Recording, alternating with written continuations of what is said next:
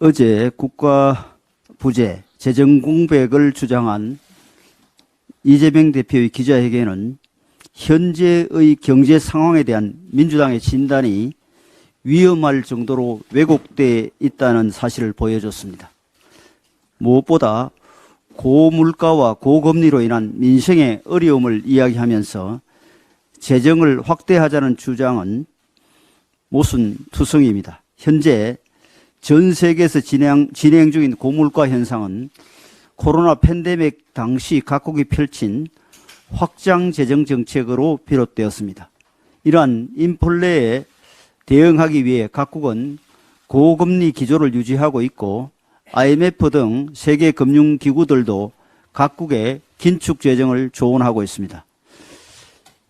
이런 상황에서 다시 확장 재정을 펼치는 것은 물가 상승을 더욱 부추길 뿐인데, 그렇게 되면 국민들이 실질 소득 감소로 인해 더 가난해지고 고금리 국민의 고통도 더 오래 감내해야 하는 결과로 이어집니다.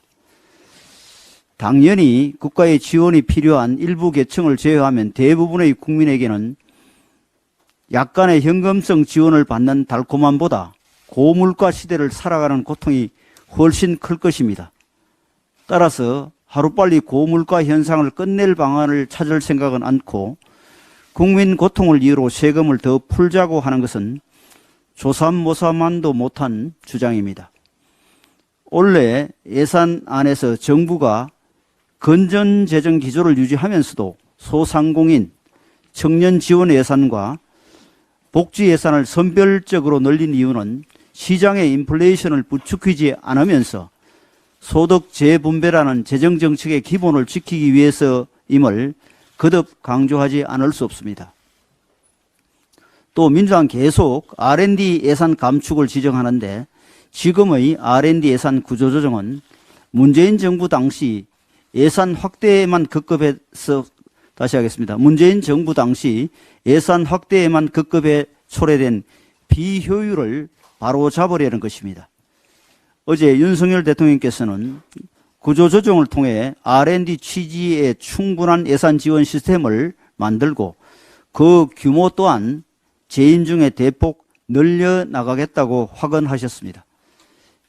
야당에서도 이견은 밝히더라도 정부에서 R&D 예산을 불필요한 사족처럼 여겨 무리하게 잘라냈다는 식의 사실 왜곡을 해서는 안 됩니다.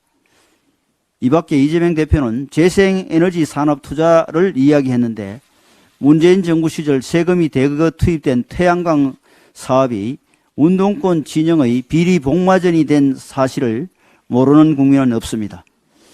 현금 살포식 지역화폐 또한 투입 대비 효과가 검증되지 않았을 뿐만 아니라 국가 예산 지원이 적절치 않는 지자체 고유 사업인데 나라 빚을 내서라도 관련 예산 정액을 요구하는 것은 무리한 것입니다.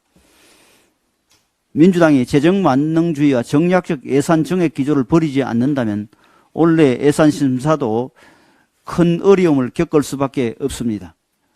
어려운 경제 상황을 타개하고 국민의 생계를 지키는데 현실적으로 도움이 되는 제안이라면 우리 당은 얼마든지 민주당의 주장에 귀를 기울일 것입니다.